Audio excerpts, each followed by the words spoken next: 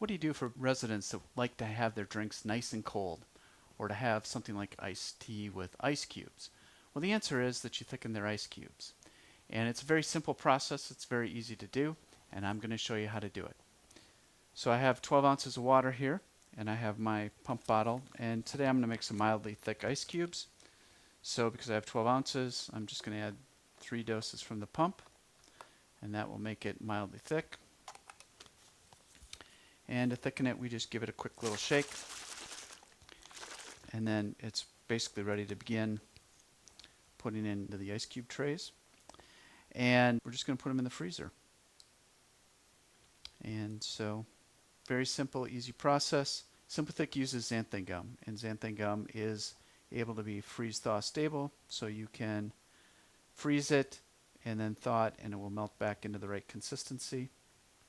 And then you will have ice cubes, and you'll be able to put it in a drink and not dilute it. Let's check the thickness of this, just to confirm that we did it correctly.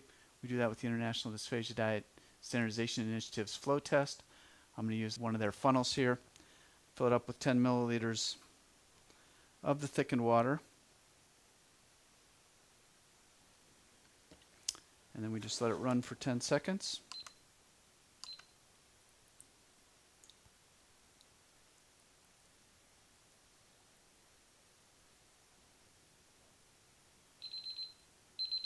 And then you have it above 4 milliliters, so you know you're good.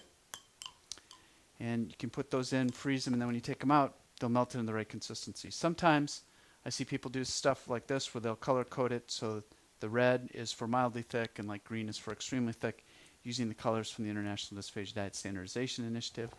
You don't need to do that, and we could melt one down and test it, but you would see that it is the correct thickness. So it's very simple, very easy to do to make ice cubes, and that's how people can enjoy their cold beverages on ice. So thanks for joining us for this video. Thank you.